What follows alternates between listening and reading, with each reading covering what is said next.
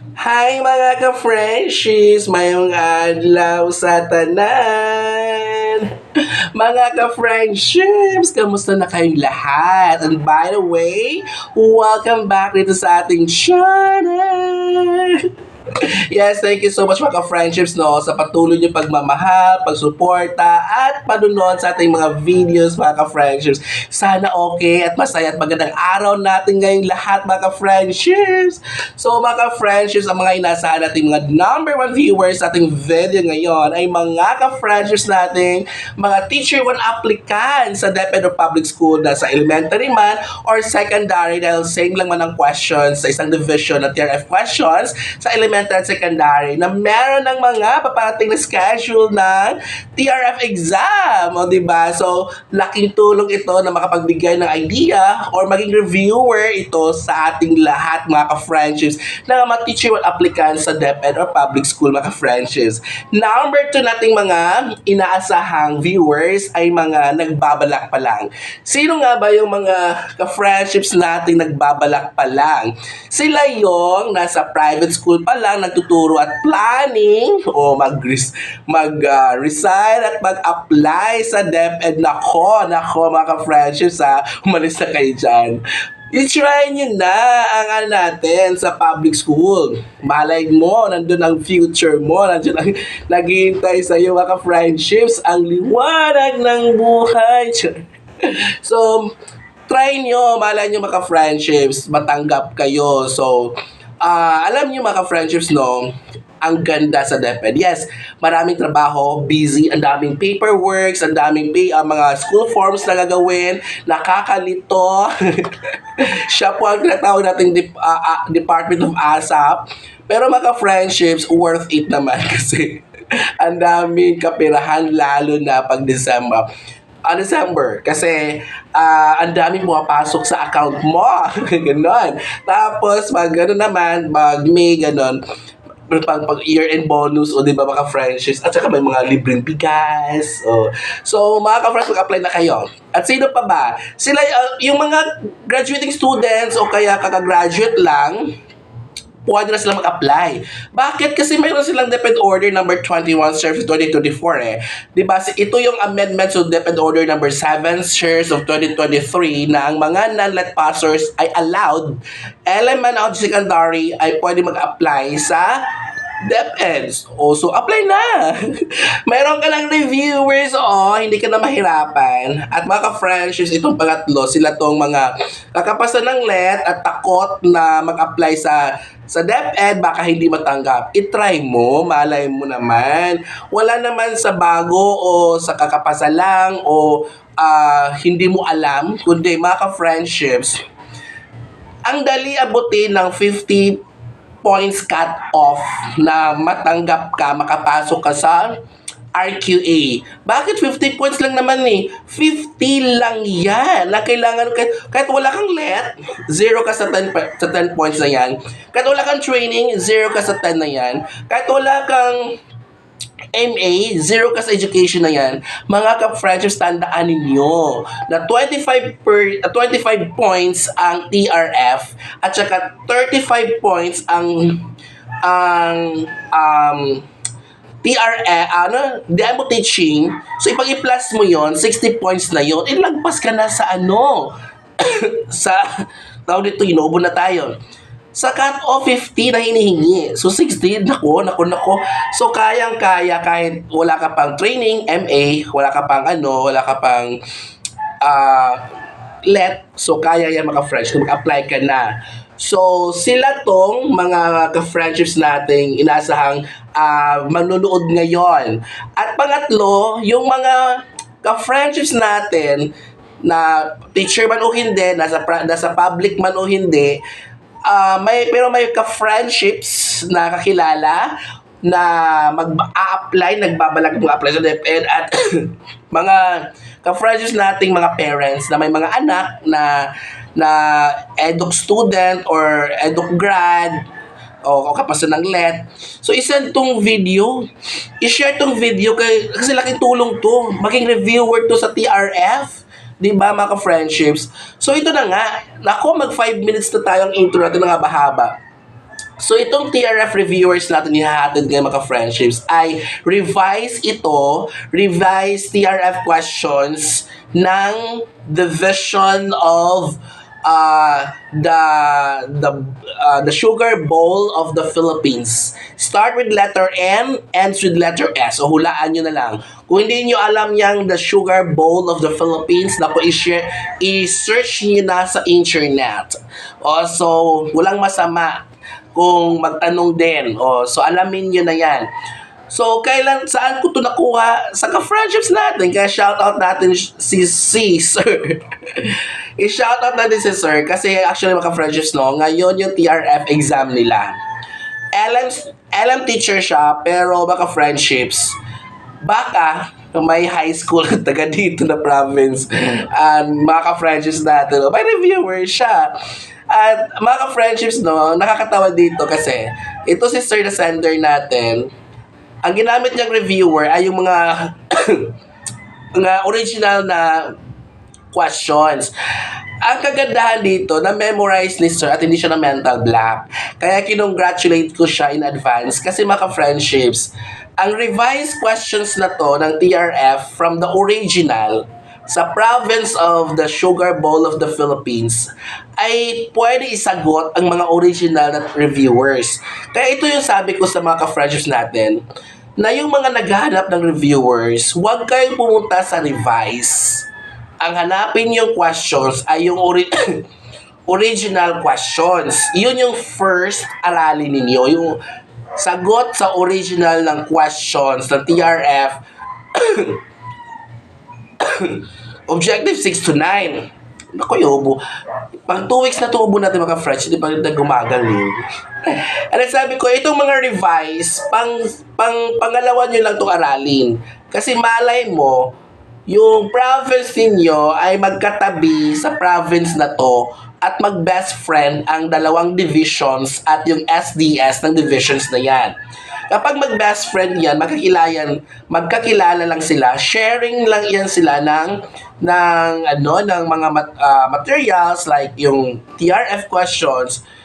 Kasi magka-friendship, sa dami ko na din dati lang beses ko sinasabi na merong right or karapatan na i-revise ng HR ng division ang questions sa original na TRF questions and objectives. Pero, sinabi din doon sa DepEd Order number 7, series of 2023, na hindi pwedeng hindi i-align, i-connect doon sa original.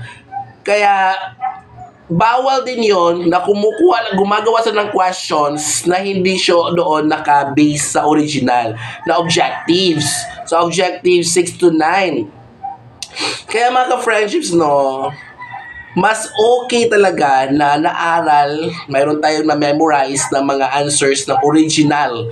Kasi doon lang kasi iikot sa objective 6 to 9. Kaya ngayon, hanapin nyo talaga ang sagot sa mga original. Ito, aralin nyo din ito kasi malay mo, ito yung mismong itatanong din sa TRF exam mo. Malay mo, wala namang imposible dito. Malay mo, sa 3, 4, 5 divisions ang nakikigamit na yan ng question na yan, di ba? So, aralin niyo pa din. Ngayon mga friendships, bago ko basahin itong sample answers ko dito sa revised questions doon sa province na ito, nais ko munang ano tawag dito? Sabihin sa mga ka-friendships natin, ang dami kasi nagpipian sa page nang hingi nang hingi ng TRF or bumibili ng TRF. Sabi ko sa kanila, huwag po mag-expect na yung TRF ginagawa ko ay ayun yung question lalabas doon sa division ninyo. Kasi ang division nga, may karapatan niyang i-revise nila ang original question. Kasi hindi ako nagbibigay ng sample answers or TRF reviewers sa revise na. No. Doon ako nagbe-base sa original TRF Objective 6 to 9 at questions niyang original. Ngayon, sabi ko, kung mag-revise man ang division ninyo ng question, hindi sa katulad dito sa binigay ko, pwede nyo pa din gamiting sagot itong sinagot natin dito dahil related pa din yung question dito sa question na ito. Kaya sabi ko, pero ang advantage lang talaga sa mga nag-avail ng mga TRF reviewers ko, sa mismong page ko nag-avail, ay wala kang kapareho kasi exclusive yun. Yung for you lang yun. Nung no sharing sa ibang ka-friendships and no posting sa mga SOCMED ko. So, yung mga shinare ko dati, yung mga last year, shinare ko na siya kasi yun yung mga bayad, binili na yon. Tapos shinare ko yung iba. Pero ang dami pa rin hindi ko siya share kasi nakakapagod, ang dami na. So ngayon, mayroon akong dami nag-avail ng TRF lang. Sabi ko, aralin mo yan. Wala kang kapareho yan. Dito kasi sa mga channel natin, ang dami kasing views. So, ibig sabihin, pag madaming views, madami ka ng kaparehong gumamit sa idea, sa thoughts, di ba? So, mas okay yung mag-PM ka sa page ko, sa June Gula-Gula TV, and mag-avail ka doon ng para sa'yo lang na TRF na wala kang ka-share, wala kang kaparehong answer. Pero you know what? Ang thought kasi nandoon, pero nilalaro ko lang kasi yung mga words, inaayos ko lang ulit kasi hindi mo naman pwedeng baguhin talaga yung mga examples, yes, na babago. Mga examples, kasi ang examples ang dami. Pwede mong palitan yon, ganon. Yun ang ginagawa ko. Nilalaro ko lang yung mga answers ko, tapos baguhin, tapos may iba naman na mag-avail. I-edit ko naman yung ginawa ko para may kaibahan naman doon sa ibang bumili, ganon. So yun, kung gusto ninyo magkaroon ng TRF reviewers ng para sa inyo lang na wala kang kahati, walang kaparehong sagot, then PM me sa page ko. Pati yung price, ibibigay ko sa'yo doon. Through Gcash lang yun. At sa mga ka-friendships natin, mga ka-friendships na gustong mag-avail ng mga lesson plan at TRF plus yung PowerPoint, isang package kasi yon, isang perks talaga yon. Mag-join kayo sa Gold ka-friendship perks natin dito sa channel. So, nasa baba ng ating video, may nakita kayo dyan join button. So, i-click nyo yung join button dyan ng blue kasi yan, o kaya black, minsan black. I-click nyo yung join. Pag click nyo, may makita kayo yung tatlong options. Gold, Emerald, Diamond. So, i-click nyo dyan is yung gold kasi yan yung may makukuha ka dyan TRF reviewers na para sa'yo lang. May makuha ka dyan lesson plan na pang-demo mo at saka yung PowerPoint ng pang-demo mo din. So, it's $499 pero worth it yan kasi aralin mo na lang tapos dagdagan lang mga IMs, mga ka-friends, di ba? So, yan. At ngayon, I think ko na lahat. Sabi ko na lahat, di ba? So, pinagpawisan na tayo at nagpipigil ako ng ubo ko. So, ito na mga friends, ako 13 minutes na tayo. Basahin ko yung original, yung objective muna ng 6, tapos original question at saka yung revised question ng division na to.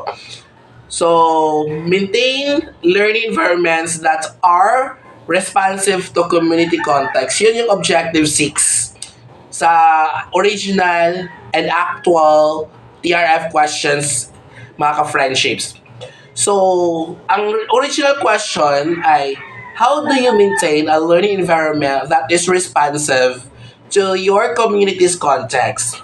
Describe the follow-up question, the context in your area, and share teacher practices that contribute to further improvement of your community. Yun yung original objective at saka question ng objective 6. So mga ka-friendships, revise ng the vision ng the Sugar Bowl of the Philippines ay, in what ways have you aligned your classroom environments and teaching practices with the culture, needs, and realities of the community you serve?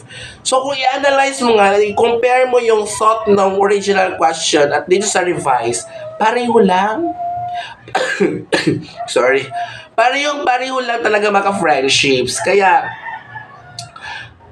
pwede niyong gamitin ang mga binigay ko ng mga example ng answer sa original.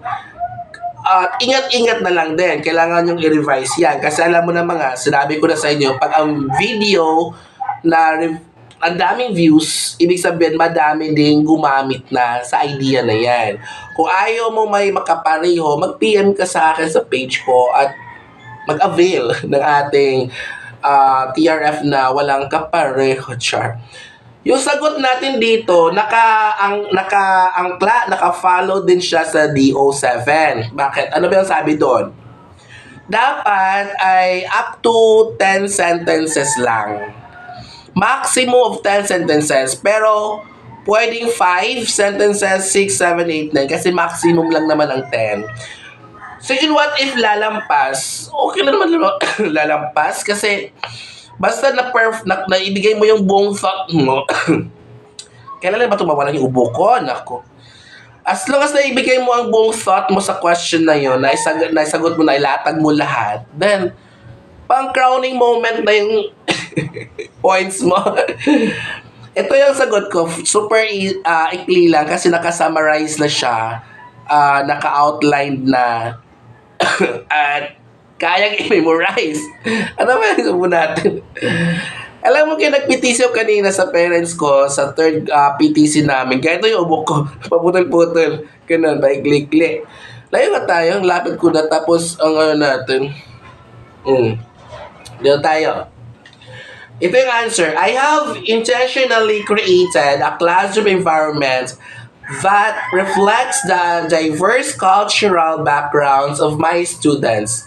So, idaan mo sa example ang sunod na line. For example, I incorporate multicultural literature and themes that resonate with my students' experiences, encouraging them to share their own stories.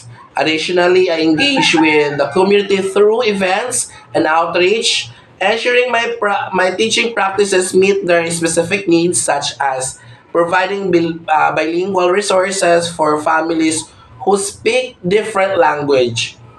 So this approach fosters a sense of belonging and validates the students' identities with the classroom. So ito yung sagot natin sa revised question sa province na to or division na to. Mga ka-friendships, kung i-compare mo rin ito sa thought doon sa question at sa original na answer, nandoon lang, pareho lang, kaya lang, iniiba ko lang yung example, yung daloy ng thought, hindi siya masyadong mabigat, ilalight mo lang, ganun. Nilalaro ko lang yan, kasi mga players tayo, jar lang yun. Number 7 na tayo. Ito yung objective 7. Review regularly personal teaching practices using existing laws and regulations that apply to teaching profession and responsibilities specified in the Code of Ethics for professional teachers. Yung original question ito, how do you develop your teaching practice in accordance with the existing laws that apply to teaching and the responsibilities specified in the Code of Ethics for professional teachers? How do you develop your teaching practice in accordance with existing regulations? Yun yung original questions. Kapag kayo mag-avail sa akin, yun yung question na gagawan ko ng answer. Hindi yung mga revised ng iba-ibang mga division. No. Ito yung revised question galing sa division na to. How have you ensured that your teaching practices align with existing laws? Sabihin nyo ngayon na sinungaling ako.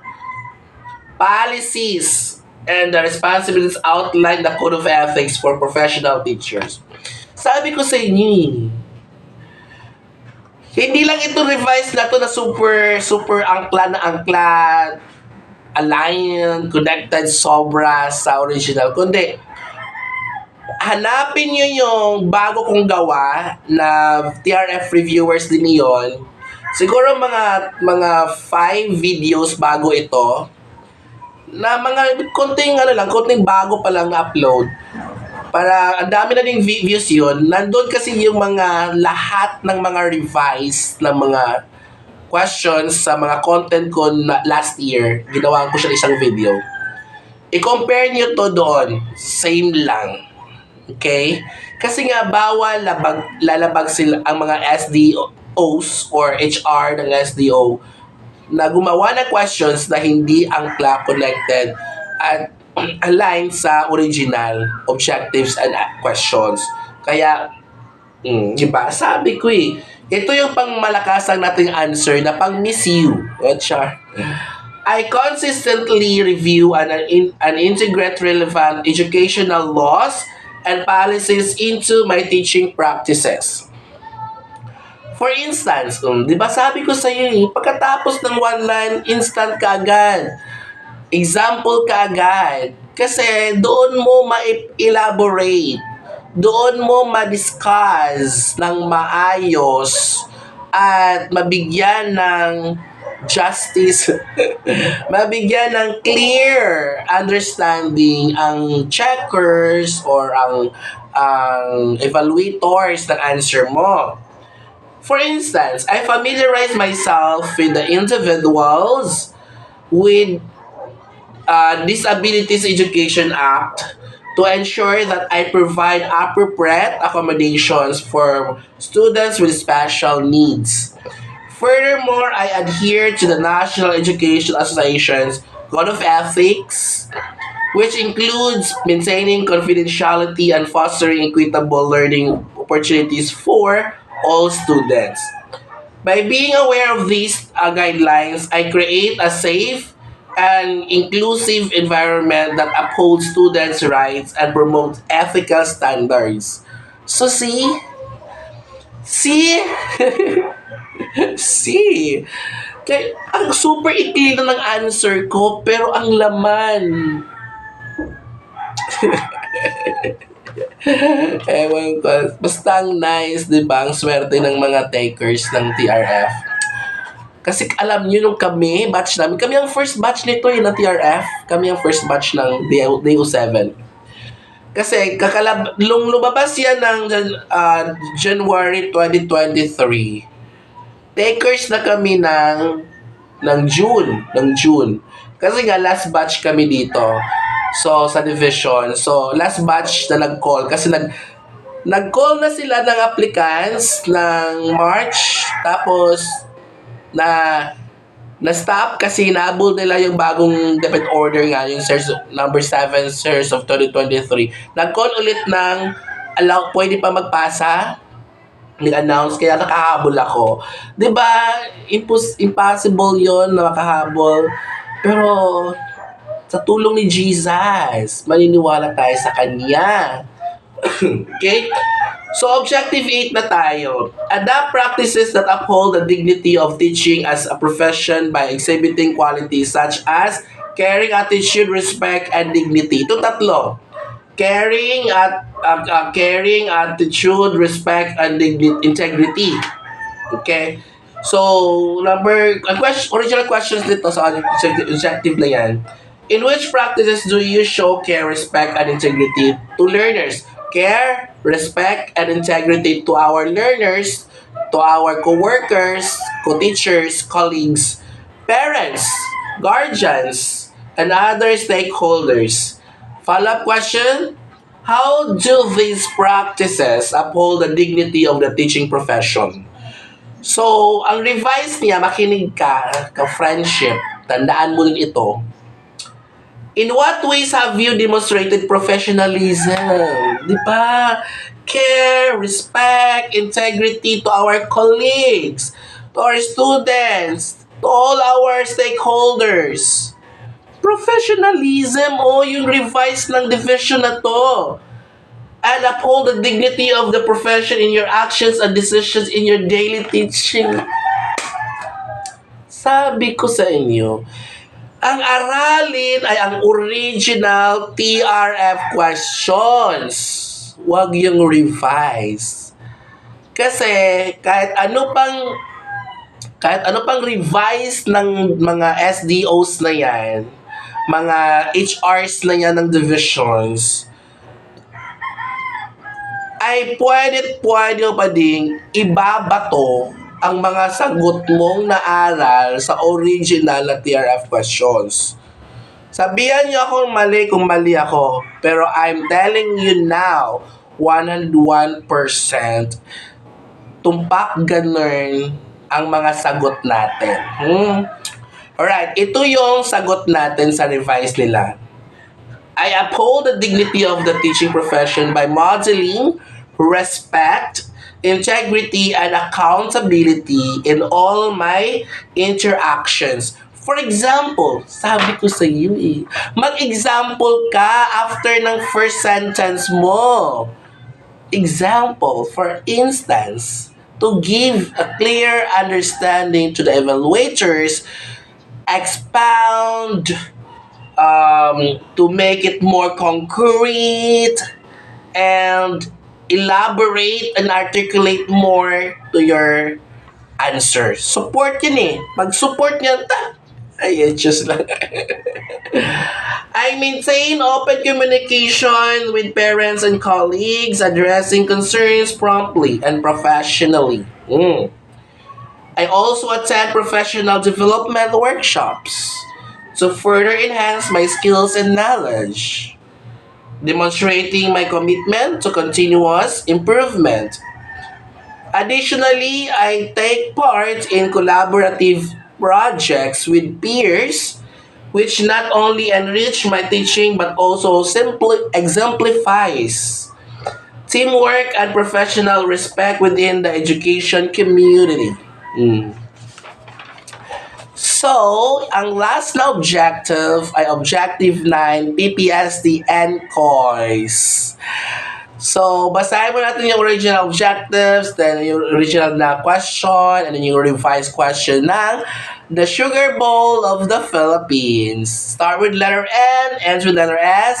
2 words siya, but then yung first word lang binigyan natin ng clue ng letter N, and then last ay S. Alright. Participate in professional networks to share knowledge and enhance practice. Yun Objective 9. Original question. What co-curricular and extracurricular organizations and or activities did you participate in that enable you to share your knowledge and enhance your teaching practices? And how did your membership in this organization, participation in this activity, contribute to your professional development? So, yung revised question mula dito sa division na to,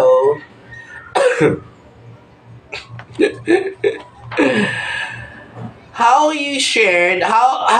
you shared or expanded your knowledge to improve your teaching practices and contributed to your professional growth? Sabi ko sa iyo professional growth.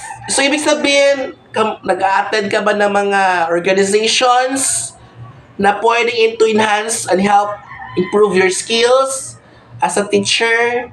Adapt more best practices from other teachers. Kasi yun yung purpose din eh. You're attending to an organization like MTOP, math program yun sa math. And then, sa mga online training, di ba, dami yan. Ano pa ba? Basta mga ganito mga organizations na nakakatulong sa ating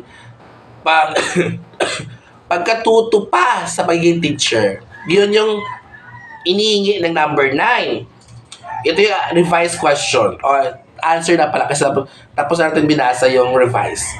I actively seek opportunities to share my knowledge and learn from others in the field of education. For example, sabi ko sa iyo mag-example ka. Mag-example ka. Mag-example ka. Ala ka na, kalating oras na tayo. I have led workshops on integrating technology into the classroom, allowing fellow teachers to explore how digital tools and enhance students' engagement. And I participate in the professional learning communities where educators exchange resources and strategies. So this collaborative environment not only expands my own teaching practices but also contribute to the collective professional growth of my peers, ultimately benefiting our students. So, yun lang mga friendships. 'Di ba? So, ngayon kung high school kayo na applicant tapos nag-separate kayo ng ano demo teaching schedule ng elementary sa province na to, hindi mag-thank you ka sa comment section. Pero never mo i-share ang video natin sa DO ha. Atin-atin na lang to. Sekreto na lang natin. Kasi para lang to makatulong sa iba, makapagbigay din ng idea, gano'n.